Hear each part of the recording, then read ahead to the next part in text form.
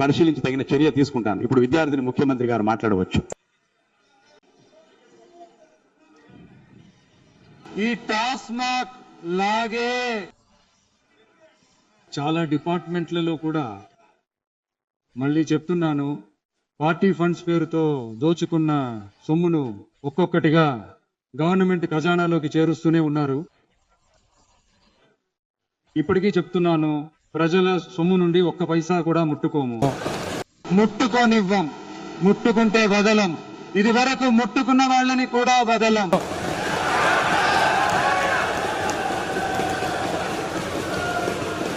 చూస్తుంటే స్కామ్లు బయటపడతాయి. ఒక్కొక్క వేషం బయటపడేలా ఉంది చూస్తుంటే. ఇక్కడ ఉన్న చాలా మంది భయంతో వణికిపోయి మన మీద అపవాదులు.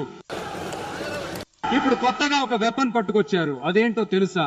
వాళ్ళ దయ వల్లే మన పాలన నడుస్తోందట. కానీ ఈ పాలన ప్రజల దయ వల్ల నడుస్తోంది. మంచి మనసాక్షి ఉన్న శక్తుల యొక్క మద్దతుతో ఈ ప్రభుత్వం నడుస్తోంది. మేమే పంపించాం అని అంటున్నారు కదా. అలా పంపించిన వాళ్ళకి మినిస్ట్రీలో చోటు ఇస్తే ఎందుకు అంతలా ఏడుస్తున్నారు? ఎందుకంత కోపం, అంత ఆవేదన ఎందుకు?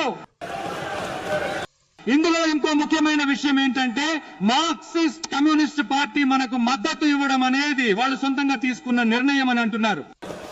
అదే విధంగా ఇండియన్ కమ్యూనిస్ట్ పార్టీ మనకు మద్దతు ఇవ్వడం కూడా వాళ్ళు సొంతంగా తీసుకున్న నిర్ణయమే అని చెప్తున్నారు.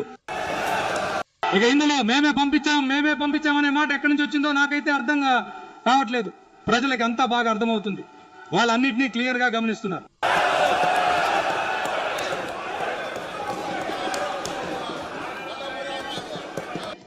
ముఖ్యమంత్రి గారు కంటిన్యూ చేయండి. గౌరవనీయులైన ముఖ్యమంత్రి గారు.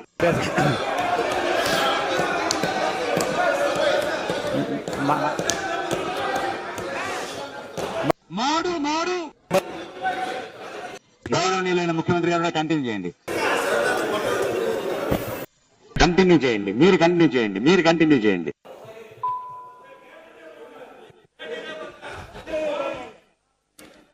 సామాజిక న్యాయ ప్రభుత్వం అని చెప్పుకునే వాళ్ళని చూసి అడుగుతున్నాను, మన ఎస్సీ వర్గ సోదరులకి మీరు ఎన్ని మంత్రి పదవులు ఇచ్చారో కొంచెం చెప్పగలరా? కానీ మన ప్రభుత్వంలో 8 మంత్రి పదవులు ఇచ్చాం. ఎవరికి? మన ఎస్సీ సోదరులకి. ఇక్కడ ఉన్నవారంతా మన అన్నలు, తమ్ముళ్ళు, మన చెల్లెళ్ళు. దాదాపు 100 ఏళ్ల క్రితం అంబేద్కర్ గారు కన్నా కల ఇప్పుడు నిజమైంది.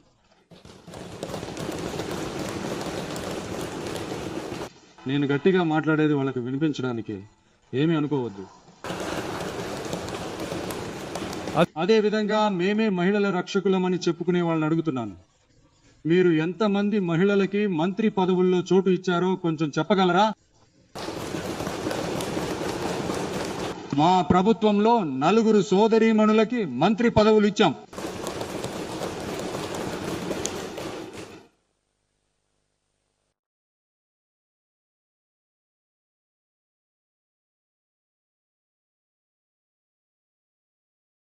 అందుకే ప్రజల చేత తిరస్కరించబడి,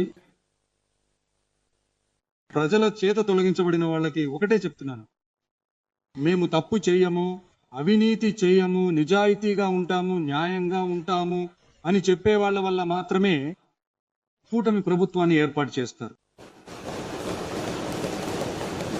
భాగంగానే అధికారంలో భాగంగానే ఇవ్వడానికి ముందుకు